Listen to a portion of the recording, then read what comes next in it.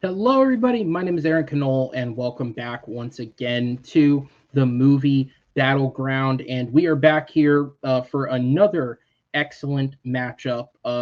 In this, we are outside of the tournament. Two competitors who played into the tournament coming back in an attempt to try and add another win to their records.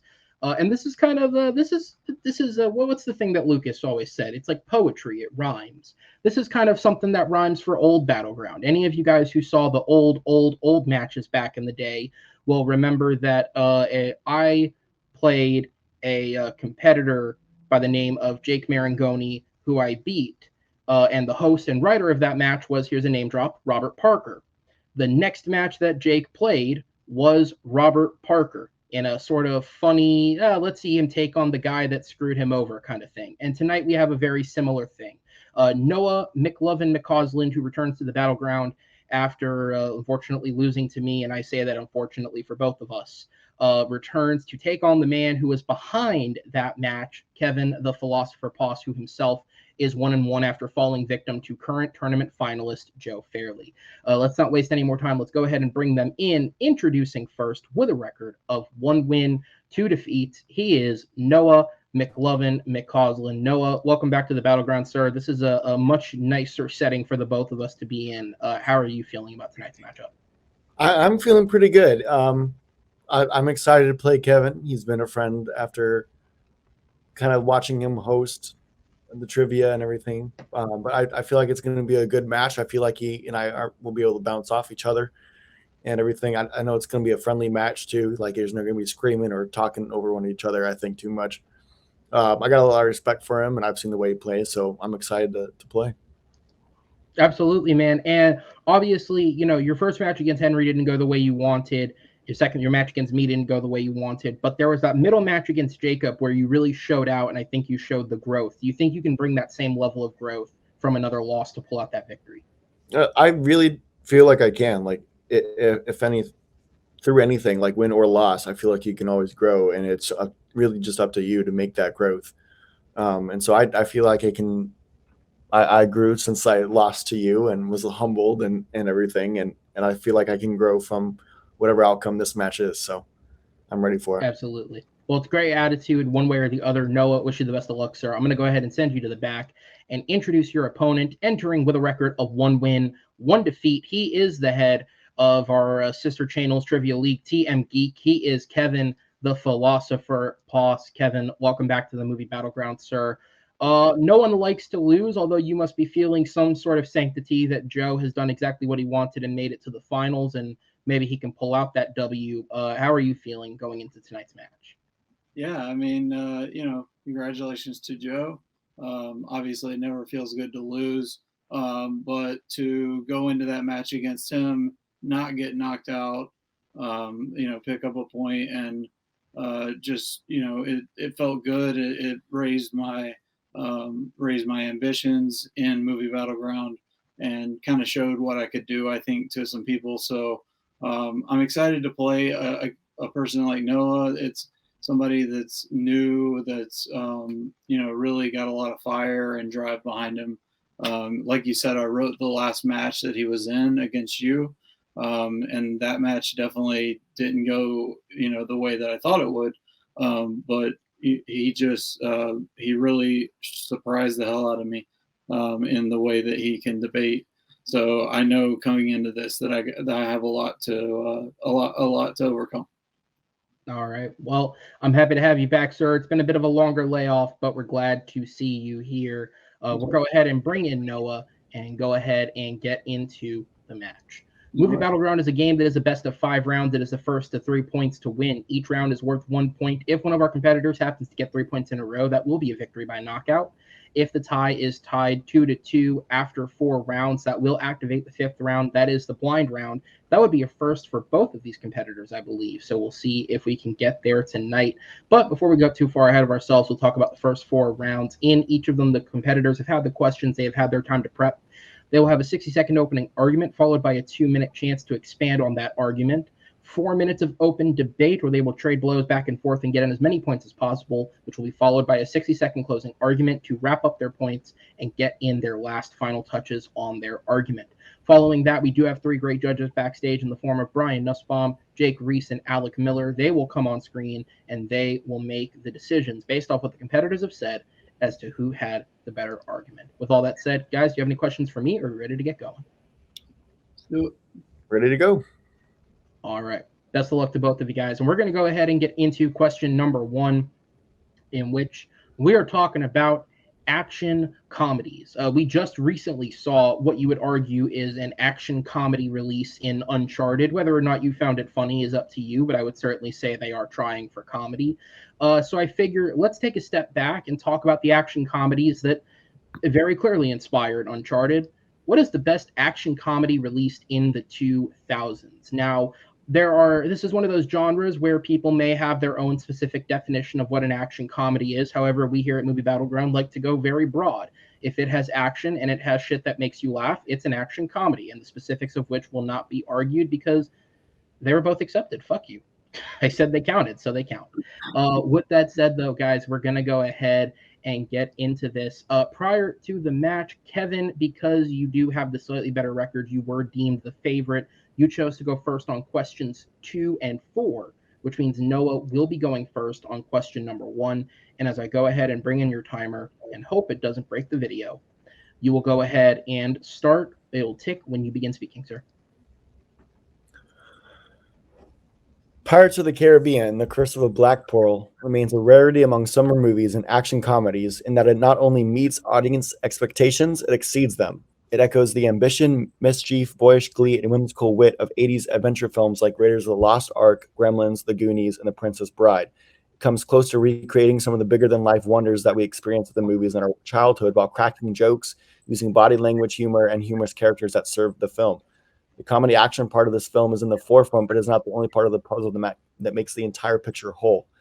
The wonderful score by Klaus Badell serves to add excitement to the film and elevate scenes without distracting from the film. There's a small horror element with the character design of the pirates. The adventure part of the film is heavy, but still adds to the greatness of the film. Johnny Depp himself holds up the comedy part of the film almost by himself. And all in all, The Curse of the Black Pearl is the best action comedy of 2000s. I'm going to see the rest of my time. All right, as the timer goes ahead and counts down here, Kevin, you will be up first with your opening minute. You can start speaking when the timer turns over. If you do need me to pause it for an extra second, let me know.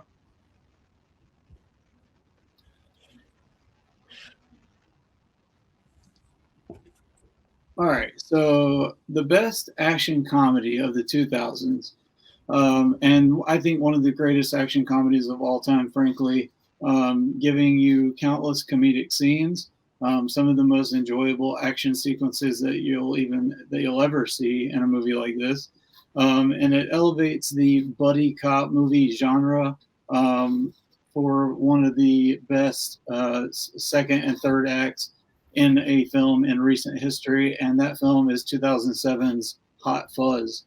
Edgar Wright uses his signature montage sequences, quick cuts, and he is rhythmic with his showcasing his character's journey, and is successful because of the two leads, Simon Pegg and Nick Frost.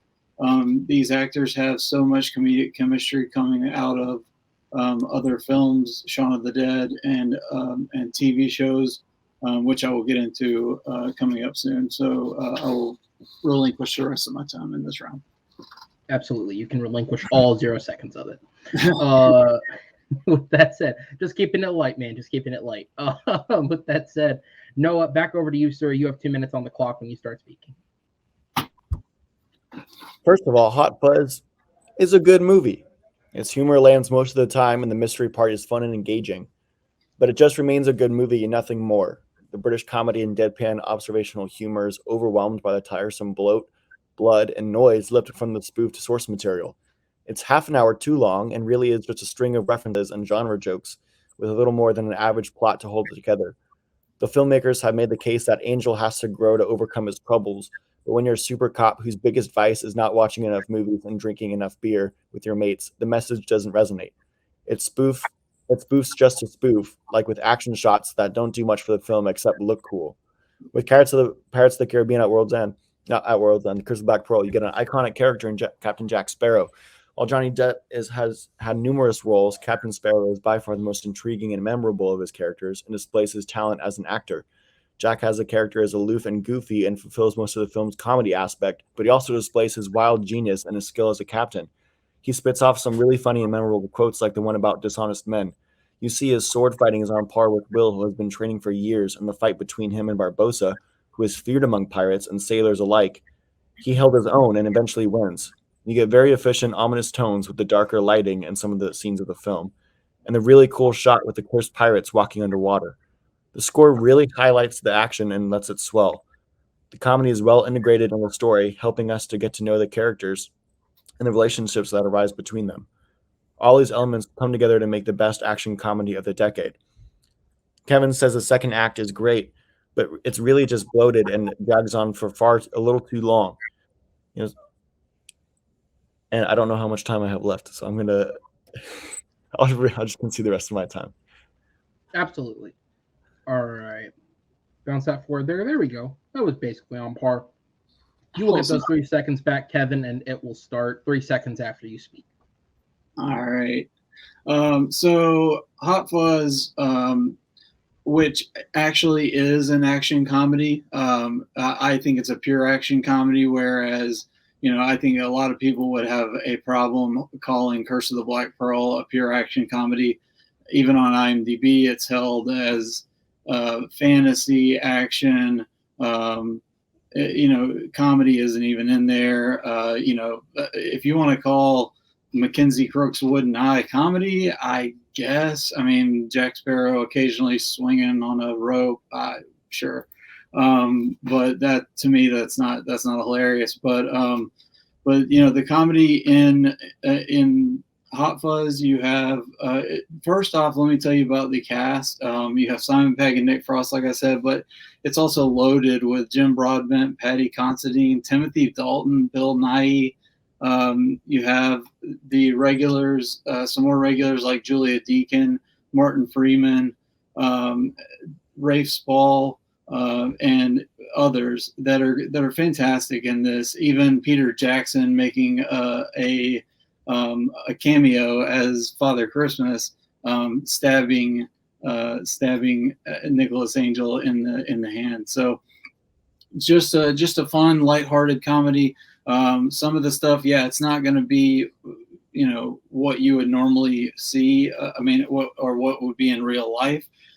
David Bradley is a man who has just a big ass stockpile of weapons and a big sea mine in his house, but that's not realistic. That's just, it's just something that a guy who he's just used to the big city and he moves to the country, and that's the story that it tells. And that's why I think it's such a loaded story. There's so much there. He has his plant. He has, there are little things there that are funny, and then you have the overarching story, which is also funny. So, like I said, it way over beats Pirates of the Caribbean in the comedy value. And time. All right, gentlemen, we're going to get into the 4-minute open debate. The timer will start ticking when the first person speaks. Well, you say Curse of the Black Pearl is not an action comedy, but I believe Aaron just disclosed it before the round even started that they were both accepted as action comedy. So we're arguing which one's going to be the better movie out of the two of them, and it has to be Curse of the Black Pearl. You say your movie has an over story is funny, but it's not. It's the little aspects that make it that way. The story itself is just another detective movie, like the Point Break, like it references in the actual film. It does have some funny moments, but that's I don't think it's just that at all, though. I mean, there's in the third act. I mean, there's actually there's issues that it tackles, like xenophobia, like the divide between urban and rural communities, the balance between work and play, and when somebody's chasing a meaningful life, like showing Sergeant Angel like chasing a life that is meaningful to him, seeing that coming through, and him actually growing a pair, if you want to say it that way, I think that is just perfect execution in that third act by Greg. Well, I could argue that he already had a pair. He was already a really good cop and took his job seriously. And that last little thing that you said about him actually being happy where he is, I think is the only real main theme of the movie. And Pirates of the Caribbean, you get the deeper theme of whatever you're meant to be in life, it's going to happen no matter what, because you have Will, who's it's in his blood to be a pirate, and he tries not to be a pirate. He tries to be this honest working man, and eventually he's led back to being a pirate. And then you get Elizabeth, who was born to nobility, and she can't run from the fact that she in her heart is a pirate, and you see that come around full circle at the end. The worst thing about Pirates of the Caribbean, Curse of the Black Pearl, is that I think it wastes the cast. There's a lot of good cast there in and some of the people that I'm blanking on that in Commodore Norrington and in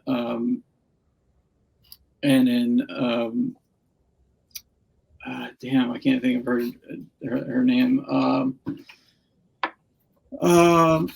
Anyway, I'll just get back to something else. Johnny Depp, the way he puts on the act of the he's looking like a Steven Tyler knockoff. Like, he came up with that, but like that was actually like a thing he did on his own, and it wasn't really cleared by Disney, so that almost kind of like messed things up. Jonathan Pryce is the name I was trying to think of. Sorry about that. But I feel like they weren't used like to their full potential. And when we're talking about an action comedy, I feel like these are the kind of people that you really need to use for the comedy. And for, there is obvious action in this movie. It's a great action movie, but it doesn't have the action comedy and the sequences like Hot Fuzz does, I feel like. I'm glad you brought up the thing about not utilizing the people it has. You said you have a lot of big people in your movie. Yeah, you maybe have them in for your movie for about 5 seconds, and that's it. What you get, Kate, whatever her name is, I can't remember. You can't even recognize her because she's in all that gear. I feel like she's completely wasted. You get Martin Freeman, who's completely wasted. But you get Johnny Depp, who, like you said, he creates this wonderful character by himself. He did that by himself, and he has this wonderful humor. And the thing with the two British soldiers you get with constantly arguing, that's not wasted at all. Keira Knightley's not wasted. Yeah, you get Zoe Saldana in there. Maybe a little bit, but he's very new to the scene at that time. And time. All right, we're going to go ahead and get into the 1 minute closings. Noah, you're up first. Time starts when you begin speaking.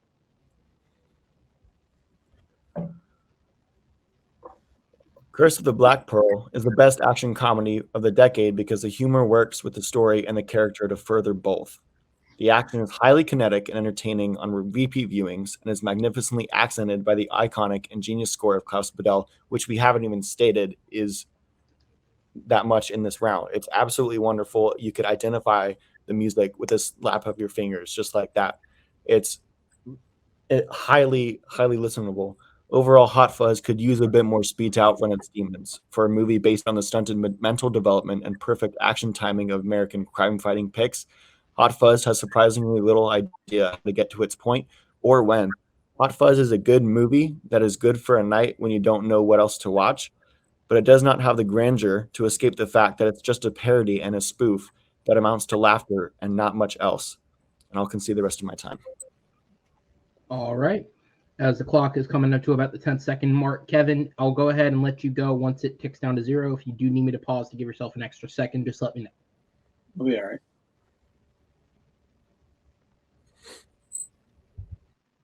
And go. All right. So Hot Fuzz, like I said, all right, let me just say one thing about Curse of the Black Pearl real fast. You say it's a spoof. Yeah, I mean, all movies at this point, you're talking about an action comedy, it's going to be like a bounce off of another movie. And you're talking about a pirate movie, talking about Jason and the Argonauts, talking about other big movies like this. But when you're talking about Hot Fuzz, yes, there are small, like Kate Blanchett uncredited roles when she's in that room. But that is an Edgar Wright thing. That's just one of those small things that makes this such a fantastic movie and this such a fantastic trilogy as a whole.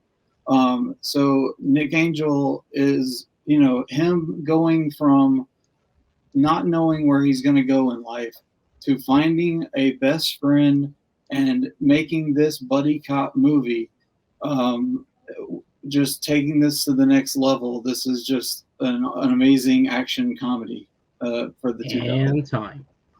All right, guys.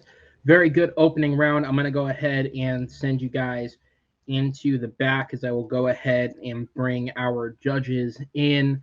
I'm going to give them a second to make their final decisions. There's not a lot of fact-checking here, but there were a lot of forgotten names in the supporting cast. So my fact check is simply, I'm just going to read the supporting cast for each list or each film, and you can fill in the blanks.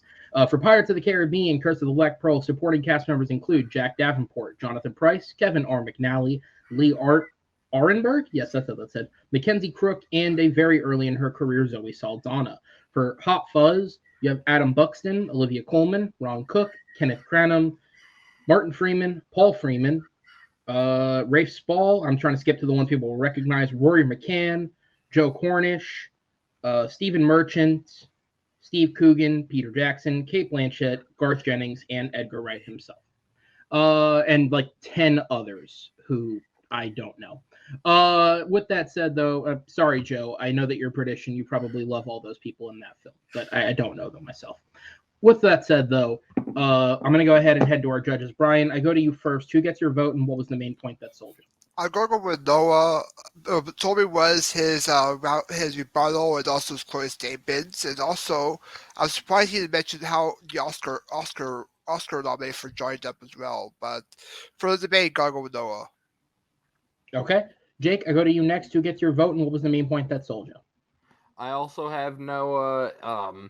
With he hammered home why it was iconic and the score is great, and he did better balancing the action comedy aspect too, where I think Kev leaned a little too heavy on comedy.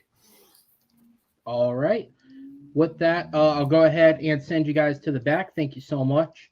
As I go ahead and bring back in our competitors, as we will go ahead and move on to question number 2. Keep going, Kevin. And here we go. Question number 2 is in response to, damn you, COVID. Originally, we were supposed to be having this weekend the latest Michael Bay classic. I don't know. Ambulance was supposed to come out this weekend, and then it got shoved into April, which just means whoever's getting a match that weekend in April is also going to have to talk about Michael Bay. But this is written far enough in advance that these guys have to talk about Michael Bay too. The question is, what is Michael Bay's best film released in the 2010s? He had a handful of films. Basically every other year he had something come out in the 2010s, and like every other film was a Transformers movie. So will it be one of those? Will it most definitely not be one of those? Let's find out in round number 2. Gentlemen, I'm going to go ahead and throw it over to Kevin, who is up first on this question, and the timer will start ticking when you begin speaking, sir. My choice for the best Michael Bay film released in the 2010s is Pain and Gain. It is based on a true story of the Sun Gym gang, which is comprised of The Rock, Mark Wahlberg, and Anthony Mackie. This stars Tony Shalhoub. Ed Harris is an awesome private investigator, retired PI. Who takes the case. This is great. There's there are so many ways that I can go into this, but knowing that this is a true story, and knowing that these guys, I just love the way that that they were able to that they were able that the actors were able to encompass each person's mindset throughout the entirety of the story. I think they did a really good job, and I'll get more into it as we go. And time. All right, Noah, over to you. You have 1 minute on the clock when you start speaking.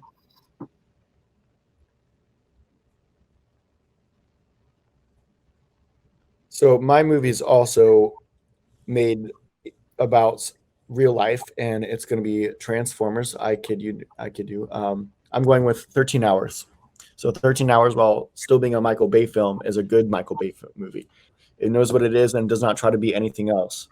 You have the kind of iffy dialogue known with Michael Bay, but the actors make it believable. The spatial geography of the movie makes sense and is easily followed. The action scenes are good, and that is one thing that Michael Bay is good at. But the lull between the actions becomes the best part of this film. It's a compelling story about good people that were thrust into a horrible situation and preserved to survive and protect others. And with little pandering, gave honor where honor was due. It's a surprisingly mature movie from Michael Bay that has great visuals, a solid story, and great acting. And I'll concede my time. All right, as the clock goes ahead and counts down, Kevin, 2 minutes will be yours. I will give it a quick pause. But I just have to say, God bless Hollywood. We saw 3 Transformers films, and they still let him tackle real stories. And what's even more is he actually delivered. But which one is better? Kevin, 2 minutes on the clock. All right, so I'm going to tell you about these bodybuilders. So you have Daniel Lugo, who is Mark Wahlberg's character. I love the born again Christian that he plays. The he's the Batman. He's the leader of the group.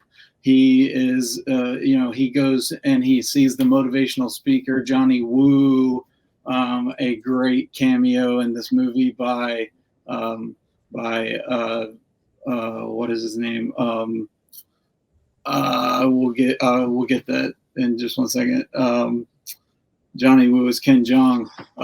So Johnny Woo, but anyway, so you have him, and then you have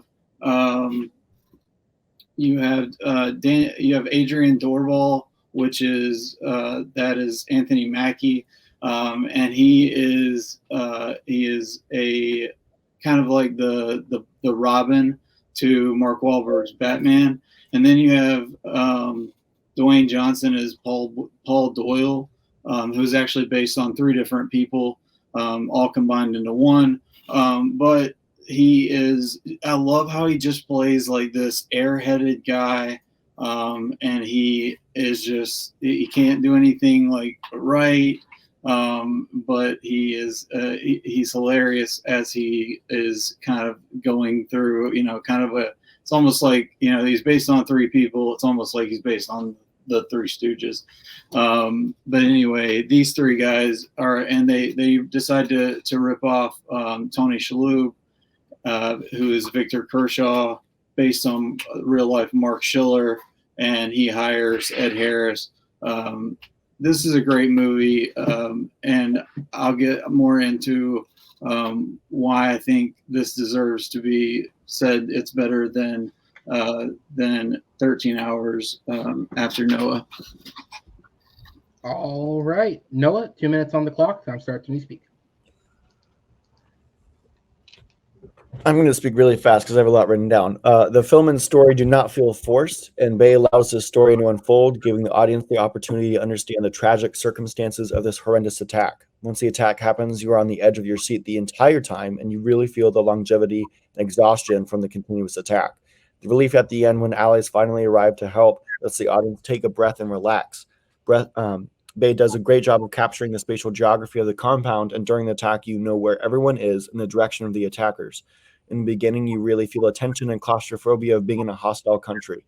It shows the realness and seriousness of what happened through the deaths of important individuals and the impact it has on the team. While the actors had some iffy dialogue to work with, they still made it work and feel believable and not fall flat humor associated with Bay. The downtimes between attacks provide some real high points of the film, the settling dust allowing investigation and introspection, and you really believe you are watching real people. Krasinski and Schreiber laid the charge, the comedic talent pointing out the absurdities of the situation without breaking the charged atmosphere. Yes, it's still patriotic explosions, but Michael Bay has matured. Benghazi is showing a more nuanced and balanced perspective from the bombastic director seen in Pain and Gain. Pain and Gain has some moments of comedy which are swiftly undercut by off-putting violence. It's tonally erratic and consistently irksome true crime farce that plays out like a Goodfellas for dummies. It's hard to see how these experienced actors, none of whom are convincing, sell the funny side of this or the appeal of their characters. There's so much shaky cam, it's nauseating for no reason, and there is a soundtrack that does not work with the movie whatsoever. They try to have a serious narration, but it comes across as silly and does not serve the movie at all. The dialogue is sluggish and lazy. The characters are horrible, and we are not made to feel bad for anyone, including the victim, so it makes for a pretty uncompelling watch. It has horrible morals, like women are either pouting, flesh-bearing sluts, or morbidly obese figures of mockery with terrible personal hygiene, where rampant homophobia is deemed funny and laddish, and where crude racial stereotyping is acceptable. The only thing you are watching during Pain and Gain is the time. I'll consume my time. Absolutely. All right, gentlemen, we're going to go ahead and get into the open debate round. 4 minutes on the clock. The timer will restart ticking when the first person speaks. I'll tell you this, you want to come in with the hard hits. I love you to death, but 13 Hours is a manly man action movie that masquerades as a historical movie. It's based off of a book of the same name, but they didn't even go in and get the right information. And that's proof. With the stand down order, you can go and read that. The core story that 13 Hours tells is flatly false. But anyway, it doesn't matter if it's false. It still makes for a compelling watch. Well, yeah, but you're just dogging my flick about how it's, what it's showing, but your movie is trying to show these dangers about Libya and all this stuff, and militants who died attacking Americans and all this whatnot. But it's not really showing the right thing. It gets real political when it's not really subtle. What do you mean by it gets political? Well, I mean like I said, it's a manly action movie masquerading as a historical political action movie. So when you're talking about you have a differing story of something that can't actually be told, then it's gonna be, does Michael Bay tell it this way, or does he go with a different way? But I mean, I don't want to get into that, because then you have to go into the whole how he wrote the script and everything. But Pain and Gain was also not written fully correct either. So that I wanted to go ahead and bring that up.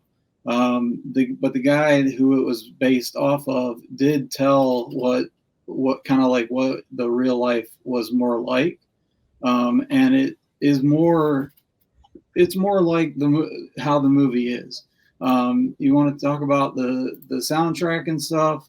I mean, I think that's more of a that's just how you feel about it kind of thing. That's subjective, or a subjective kind of thing. But it's the way that Pain and Gain was, I think, was looked at by Michael Bay. It was supposed to be like a Miami Vice type deal. So I mean, when you look at that, the I think it's actually not a bad. It's not a bad soundtrack at all. Well, when you're talking about my movie being like a manly man movie, just look at your movie. It's 3 buff bodybuilders trying to get money who end up robbing someone and using violence. I already said mine was. But you say yours was. You were just saying that you're saying that mine was and yours wasn't. So, but yeah, mine definitely is. I mean, there are parts where The Rock is taking, hits of cocaine and then going back and trying to do whatever it was he was doing. So that's what I was saying. I like this movie better because it actually shows where, when they get the first batch of money that they get, they go in 3 different directions with it. Mark Wahlberg goes in one direction, and then Mackie goes in one direction, and The Rock spoils his money. He wastes it all. Yeah, but you really don't care about his money, so he has none left, and then Wahlberg has none left either. So that's why they have to go in on the next job. And time. All right, we're going to go into the 1-minute closings. Kevin, you're up first. Time starts when you begin speaking.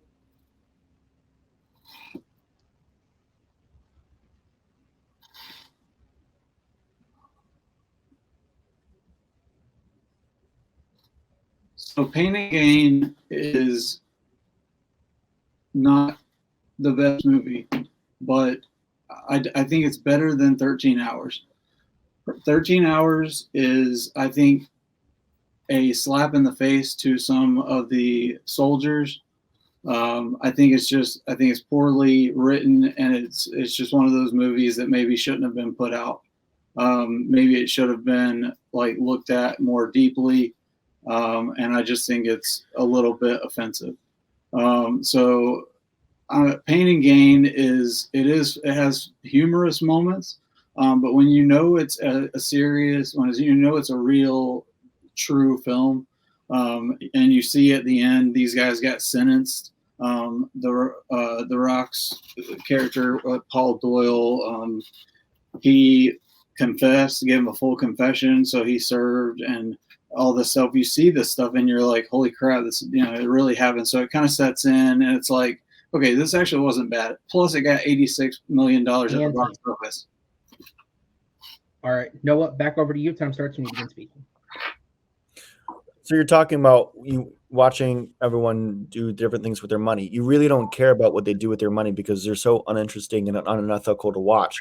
The Rock is probably the best part of this movie, and he still is a horrible character. He comes off as this Jesus person, but then ends up doing cocaine and runs over someone with a fucking car.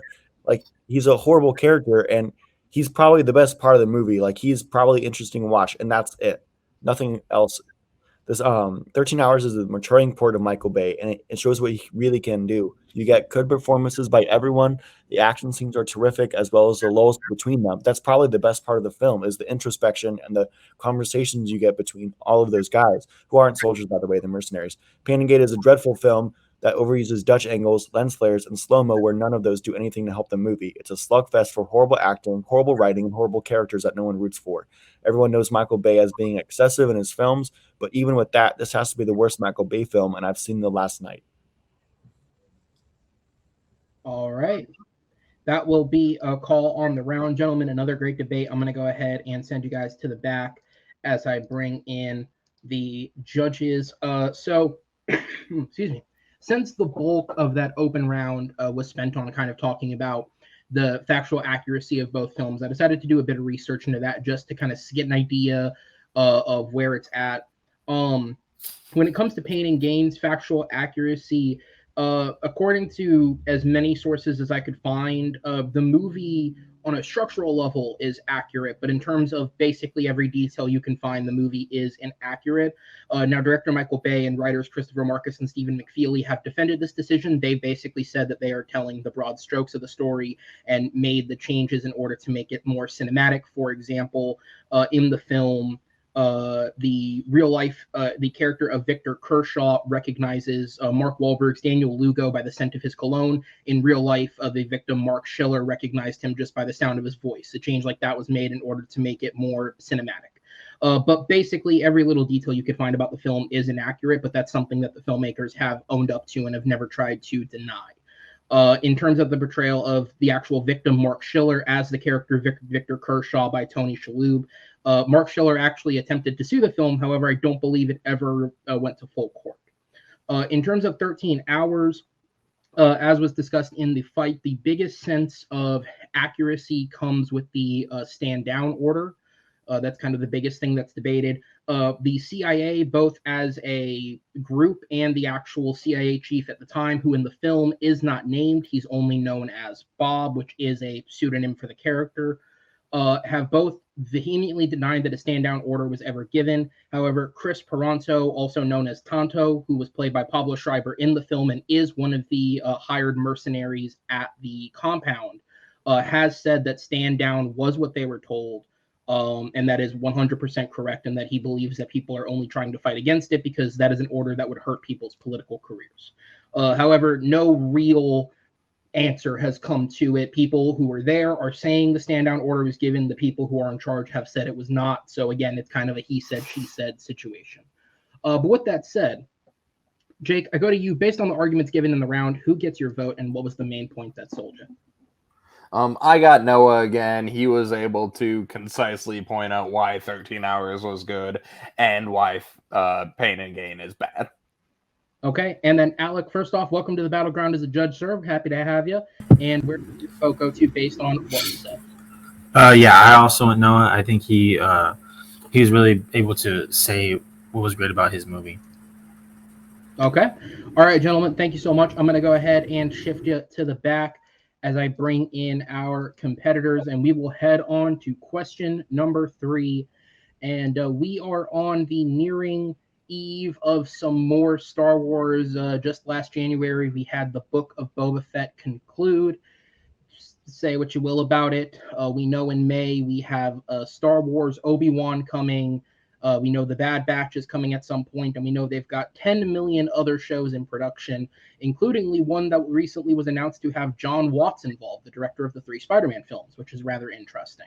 So with that said, I figure let's talk about Star Wars, but instead of just talking about films again, because we've split the atom already so much on best and worst film, I want to know from these guys, what is the best performance by an actor in a Star Wars film? Now, the character itself could have appeared in more than one film, but I asked the competitors to hyper-specific focus on one particular film that their performance is from. Noah, you are up first on this question once again, so I will bring up your timer. I will disappear, and it will start ticking when you begin speaking, sir.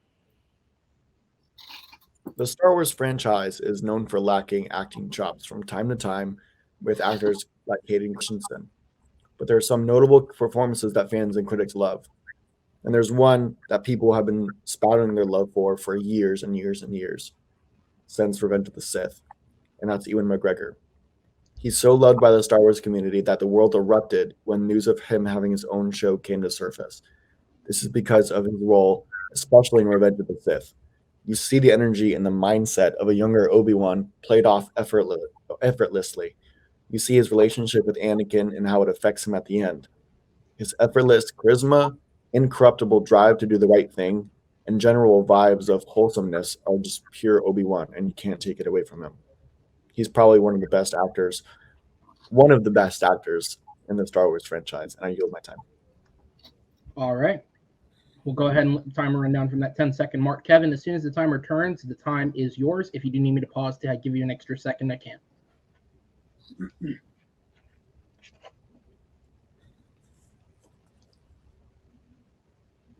All right, so my choice is everyone's favorite from Episode 1, The Phantom Menace, Jar Jar Binks. That is Ahmed Best playing Jar Jar Binks. And everybody might say, like, why would you pick Jar Jar Binks? That's really stupid. Everybody hated Jar Jar Binks. But, you know, he had so much fun playing this role.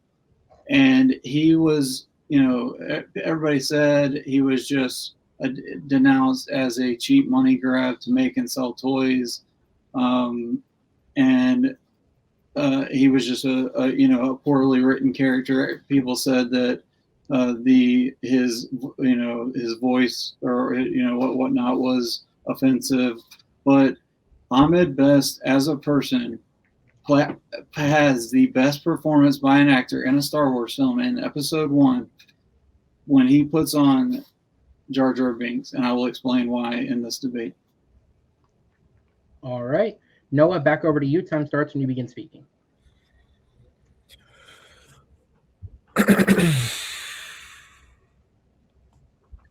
While it's hard to fault Ahmed Best for being the unfortunate soul who had to voice Jar Jar Binks, his performance was so universally despised that he is probably just as eager as anyone to forget he had ever had anything to do with it.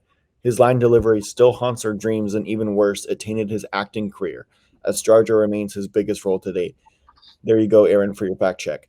Ahmed Best was let down by this appalling writing, and not even an actor like Daniel Day-Lewis could have saved Jar Jar, but Best's performance was still appallingly unfunny, annoying, and exceptionally misjudged, and not to mention hard to understand. Usually when audiences hate a character, it's because the actor is doing their job right. But that isn't the case with Ahmed Best, as his line delivery and reacting has been looked down for years now by the Star Wars community. Ewan McGregor, however, is rightfully loved as Obi-Wan, and for a good reason. McGregor is the only actor who could bring irresistible charm and staying power to the line, "Hello there." His ending fight with Anakin shows he is able to do stunts, and the fighting looks so real. His emotion with Anakin when he is calling him his brother is heartbreaking, and you can feel this loss and sadness that he feels. Kenobi is the embodiment of nuance. He's very human and approachable. Despite being effectively a superhero monk with powers we cannot imagine having ourselves, he's also a flawed person as blinded by love and devotion as his young Padawan. He's a patriot and a warrior of peace, thrust into war where we have to see him engaged in a conflict we all know he should have questioned far more deeply. He is, in a word, simultaneously what we all are and what we aspire to be. That's a hard act to do. No doubt it takes a lot of talent to pull it off. Ewan McGregor carries that all masterfully. And honestly, I cannot wait to see what he does in this new series, and I'll concede my time. All right. Go ahead and bump the timer ahead there, Kevin. It will start ticking for you again, sir, when you start speaking.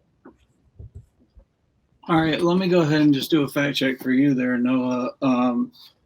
Anybody that knows anything about Star Wars knows about the backlash against the inclusion of Jar Jar in Star Wars canon. His admittedly overwrought Buster Keaton impression, which he was aiming for, he admitted, it fit poorly into this film about taxes and trade confrontations, featuring robed warriors with laser swords. But there was a website called JarJarMustDie.com, as well as an Angel Fire page, part of a Jar Jar Binks hate web ring, and a Jar Jar Binks is Satan communist propaganda, and the only good Gungan is a dead Gungan. Major news entertainment outlets ran the stories about this. So Jar Jar was not just like hated, he was fucking like destroyed. And Ahmed Best was like, he did so great with this role. You see him in that character, in that suit right there. That was how he had to act. His eye line sight is right here. Everybody's looking at him up here. To make matters worse, he won the Razzie in 2000 for The Phantom Menace, and then everybody said that Jar Jar's character was actually gay because of assumed stereotypes, and his life fell apart from stress. So he actually became suicidal. He revealed in a Twitter post that due to media backlash that still affects his career today, he opened up about being, considering suicide. And, I think someone that that puts this much work into a role like this, a role that, George Lucas aimed for children in this role because he wanted a new generation to watch Star Wars and to grow up with Star Wars like the old generation did. I'll go ahead and let go right here. And time. All right, guys, we're going to go ahead into the 4-minute open round. The time starts when the first person speaks. So obviously, neither of us are saying that they hate that this character, and especially Ahmed Best is receiving, is warranted, because it's not. And him being suicidal is awful, and the backlash and everything was awful. The character was far more flawed in the writing than Ahmed Best's performance, and I agree with that. But you kind of said it yourself. The performance wasn't that up to par either. No, the performance was fantastic. He got a Razzie for it, which is known as kind of being the opposite. The opposite. There are good movies that have gotten Razzies. Rocky IV got a Razzie. What is a golden raspberry, really? I mean, are we going to bring up shitty stats now? Come on. We can do better than that, Noah. Come on. We can. Honestly, I mean, he walked around in that suit though, and with this on his head, and still like with that like that lope he has, you know, that style of walk with like the you know what I'm talking about, like yeah. the long arms, the long legs, that like lopey, you know, way he has of walking, the way he has of talking, even, you know, whatever he was aiming for, you know, obviously maybe it wasn't what tried his best, but it really didn't hit. And I'm not saying he's the worst actor in Star Wars. He's not. But he's. But I don't even think, I'm not sure Ewan McGregor is even the best Obi-Wan Kenobi. Like when you're talking about Alec Guinness, Sir Alec Guinness is an amazing actor and did great. He's an actor, but that character doesn't get the nuance that it needs without you seeing kind of the war-driven Kenobi that Ewan McGregor shows. In the beginning of this movie, he's all gung-ho about fighting, and in the end, you see the loss and the suffering that he has from the war, and especially from losing Anakin. And it makes that great transition into Alec Guinness, and that's thanks to Ewan McGregor. I mean, possibly, but like I said, there's something to transition into. He had something to look at and say, okay, I know what an Obi-Wan Kenobi is, and I can pull back from that and be a younger version of him. I know how to do that. But Ahmed Best had no freaking clue what a Jar Jar Binks even was, or what a Gungan even was. He had to go off of drawings and just make up a voice and make up a style of talking and a way of talking. And so he did that, and he made a character, and that's why I say this is the best performance by an actor in a Star Wars film. Jar Jar, and I hate that it put him in such a bad position, but I mean, Ahmed Best did such a great job. He really should have gone on. I will pull up this as well. Liam Neeson actually defended him and said in a recent interview that it really hurt his career. And I have to say, when I was making that film, he was probably one of the funniest guys and talented guys I've ever worked with. I remember calling my old ex-agent and saying, I think I just worked with the new Eddie Murphy. Like, I mean, so why wasn't that put in the film? The fact that he's saying he's the funniest guy. Obviously, it's a misuse of writing. There's misuse of writing. That's George Lucas, man. I mean, nobody said George Lucas is Tolkien here. I mean, yeah, that's what I'm saying. So I understand that the writing was bad, but still, he could have tried to bring some of that comedy to it, and he tried, but it really just didn't hit. I think it's not entirely because of writing. I laugh every scene. If Jar Jar Binks is in a scene, I'm looking at Jar Jar Binks. Like, I'm watching when he walks in to the back of their ship and he sees all the droids, and he says, "Hello, boyos." Like, there's just some funny shit. He just does a little weird, funny shit like that, and it's just fun. You're not watching Phantom Menace for Jar Jar Binks. You're watching Phantom Menace for the fight at the end with Duel of the Fates. And time. All right, we're going to go ahead and get into the closing arguments. Noah, you are up first. The timer will start when you begin speaking. Full disclosure to Ahmed Best. I wish him the best, and I hope he's doing okay, and I really want his acting career to be revitalized. That being said, Ewan McGregor fully embodies the character with grace and serenity and easily matches the energy of the universe around him. He plays a perfectly younger, more brash Obi-Wan that starts this path of sorrow and peace at the end of the film. His line delivery is excellent, with famous lines like "Hello there" and "I have the high ground," and "Only a Sith deals in absolutes." And his stunt acting is perfect in that final fight scene. Without Ewan McGregor, Hayden Christensen would not be able to keep the movie afloat. The same cannot be said about Ahmed Best and the cinnable performance he gave. The lack of care given the line delivery and the essence of the character is why Jar Jar fails, and it's because of Ahmed Best. That feels a little harsh. Part of that is due to the writing. But Ahmed Best also doesn't hit the point. So I'll really leave it with my time. Kevin, please don't hit me.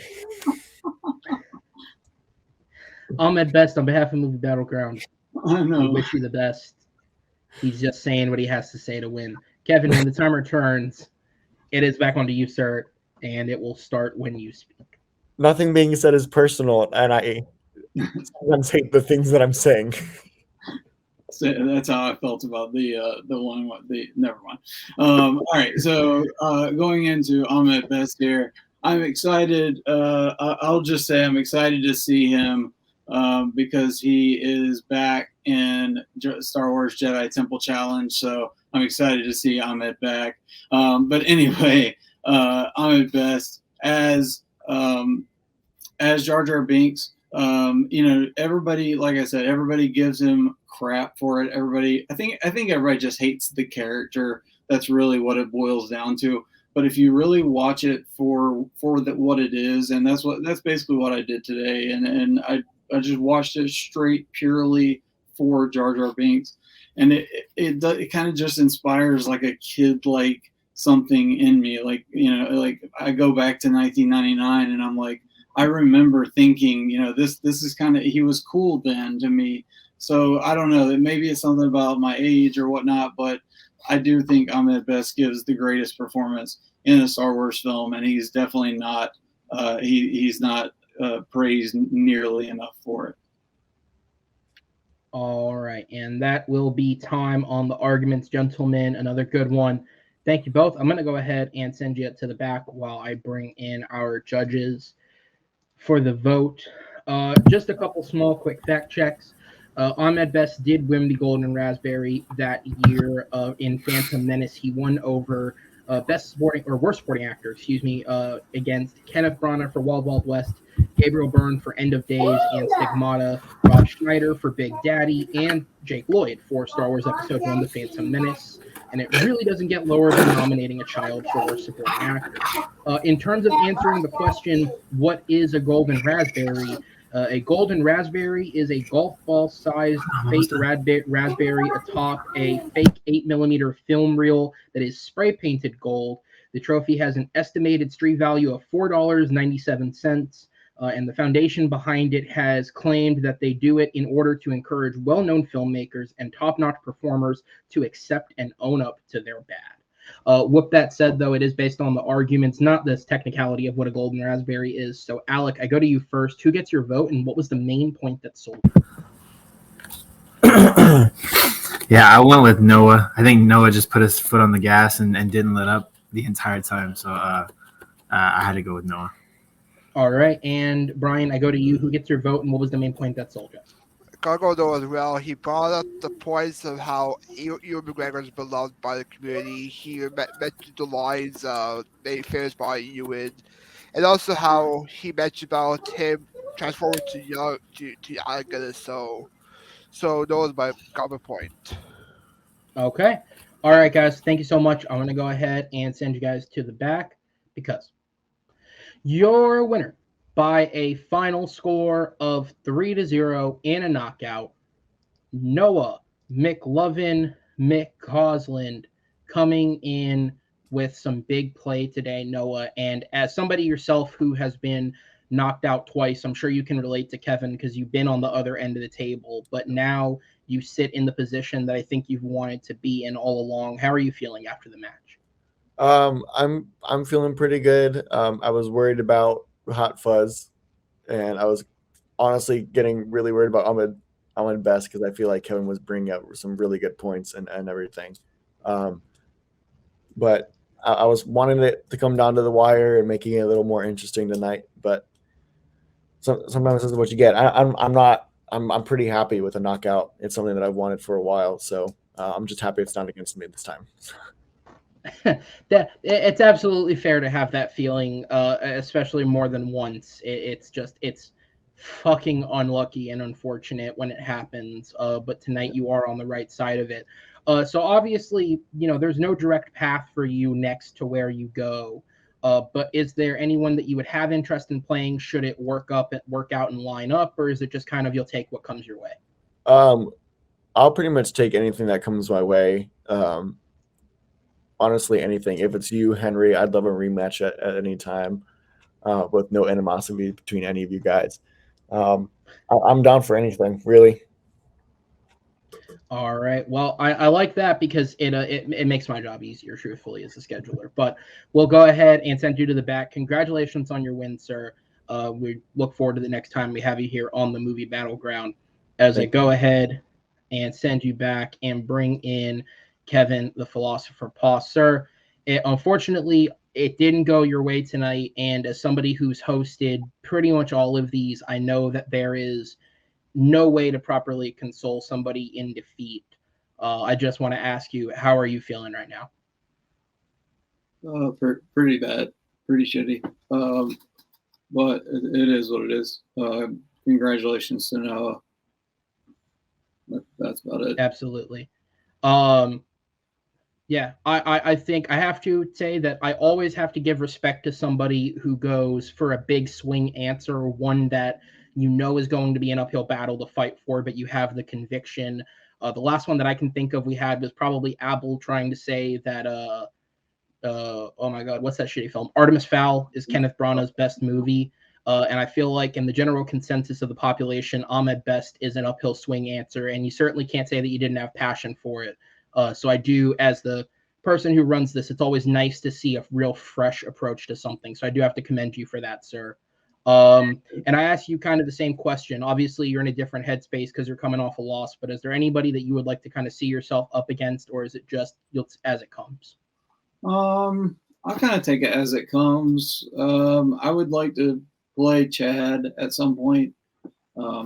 Chad Webb is just somebody that, I mean, we talk about this a lot. So, I think I would like to debate him. I got to get better at, I need to write my stuff down and get better in how I address everybody, and I don't not get all tangled up in my own words. So I just have to get better. That's all it is. I can do better. I know I can do well. I just get a little nervous sometimes. So Absolutely. And all it is growth in time. Noah also had the exhibition match in between, so you've had a little bit of a longer layover than he's had, so certainly that plays into it. But you're back, you're battle tested. The battle didn't quite go the way you want, but since it is Movie Battleground, I can say the battle is not won, but the war is not over, sir. I look forward to seeing you back the next time you are here. But guys, that will be it for tonight's episode. Congratulations to our winner, Noah McCausland. Thank you to Kevin Poss for being here. It was a valiant effort, good sir. And I do look forward to the next time we have you back. I want to say shout out to our 3 judges tonight, Jake Tato, Alec Miller, and of course, Brian Nussbaum. You guys, thank you for being here and helping out. Shout out to all of you who are watching right now. Please be sure to rate the video, drop a comment, subscribe to the channel if this happens to be the first match you're checking out. Stick around for everything because we have at least 2 matches going up every single week when I don't fuck something up. And then it's, probably like 1 match. But we're pretty consistent about it here. I do the best I can. Thank you to everybody watching. Thank you to all my producers at Movie Battleground. My name is Aaron Knoll, and we will see you guys next time on the Movie Battleground. Take care, everybody.